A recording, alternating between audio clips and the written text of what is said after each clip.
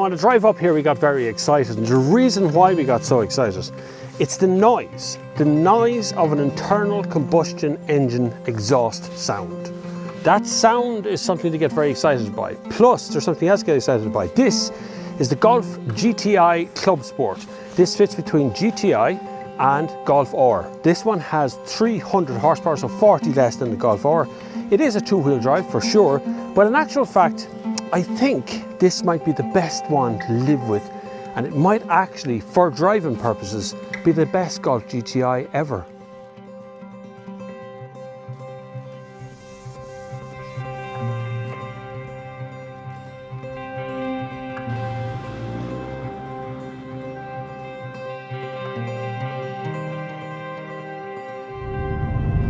So what the Golf GTI and the GTI Clubsport really manages to do is be just good Golfs, be just good hatchbacks. That's the key of all hatchbacks. You got to be a good hatchback first, then a performance car second.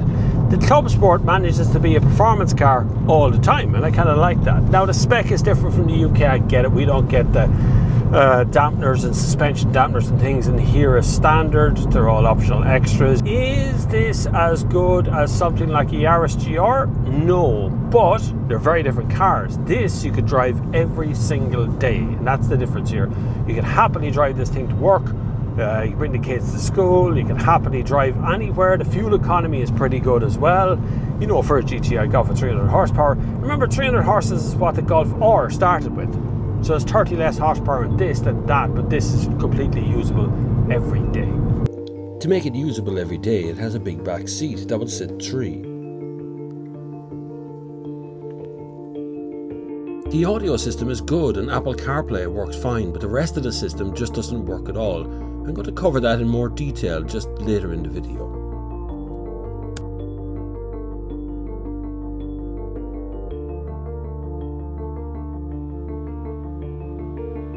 Although there are many similarities between the Golf 8 and the 7, I think this GTI is the best they've ever made.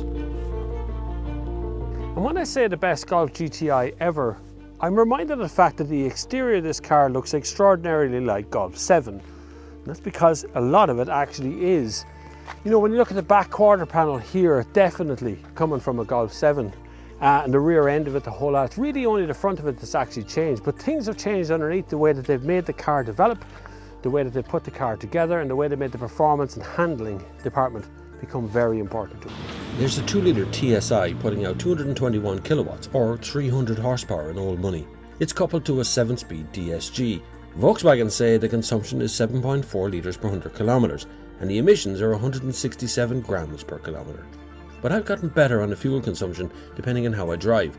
So 300 horsepower makes it fast, there's a good chassis making it fun, and yet you can drive it every day. So what's not to like?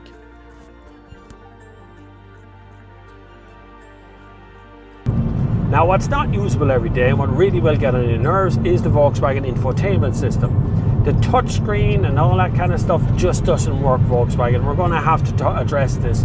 We're going to have to go back to some sort of knobs here, because these little slidey buttons work sometimes and other times they don't, but they're actually hard to find and they don't light up at night time. So at night time you're sitting here in the dark and you can't see where the volume control is anyway, and that's a problem. Secondly, sometimes there's some lag in the screen. It just doesn't make any sense. You're trying to sweep to the left and right and it won't do it. So I'm not going to labour over the point, but the infotainment system is going to trip you up.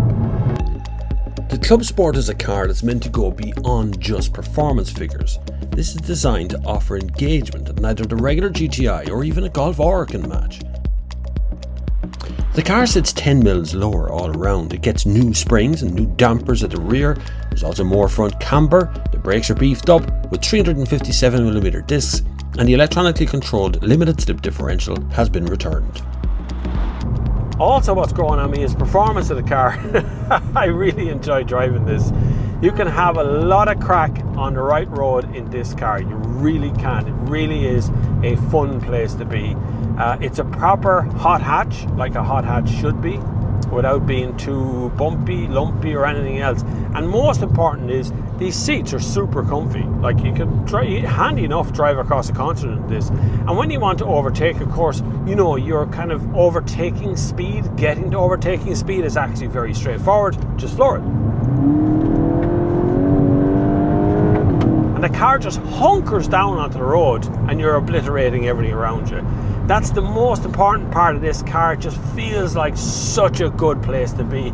Such a perfect little car for driving on the roads. But it's a big, handsome 5-door hatchback. It won't look out of place pulling up outside your mate's house if he's driving something more exotic. This is going to look just as good there. Particularly because it's a Club Sport, so you spend a bit more money on going from GTI to Club Sport. Would I have this or GTI? I'd have this 100%. This or a Golf R? This again still beats a Golf R in that respect, because you're going to be able to afford the petrol in this as well, because Golf R is going to eat your pocket as you drive down the road. The joy of driving, the noise, the pantomime of actually driving a car is much more entertaining in this than any of the electric cars on the road. And I know electric cars are really, really brilliant, but I sometimes just miss that noise, just that sound, that thrum, that hum that comes from the exhaust, that bark when the exhaust isn't happy with you anymore, it wants to overtake things. And we're going to overtake now.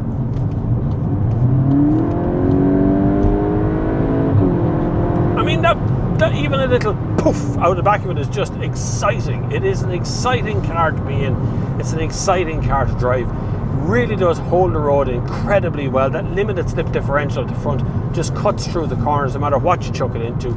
I'd love to take it out on the track, not possible at the moment under current restrictions. The tracks are closed, but it really would be an entertaining drive on a track, I imagine. And you might actually come home with some tyres still attached to the car too. To sum up, the GTI is fundamentally flawed with the infotainment system. I get it, but software updates will solve the lagginess and the bits around the edge of that. What can't be solved, of course, is adding lights to the heating buttons and things. That can't be solved.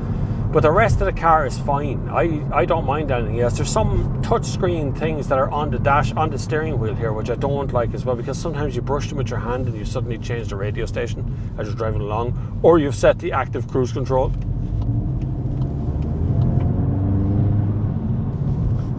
As I burble through some of the streets here in Laois, I'm reminded of the fact that Golf is just an outstanding car and always has been. And the point of a Golf has always been the ordinary man's performance car with the GTI one. That's exactly what GTI was created for, and that's exactly what they've achieved here in the Club Sport. It really does feel like an ordinary person's 5-door hatchback, but you'll obliterate everything else at the traffic lights, and that's just the fun part. Don't forget, 0 to 60 time or 0 to 100 kilometers an hour time of a Porsche Taycan is about 4 seconds. 0 to 100 kilometers an hour time of this car, 5 seconds. It's only about a second slower than a Porsche Taycan. So like, it's no slouch for sure. I hope you've enjoyed this review. There's loads more reviews on the channel. If you want to hit the subscribe button and help me get to 100,000 followers, it'd be really nice to have you there.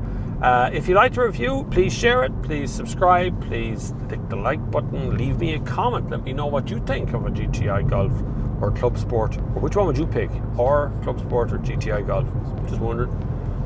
Thank you very much for watching, and until the next time, I'll see you on the far side.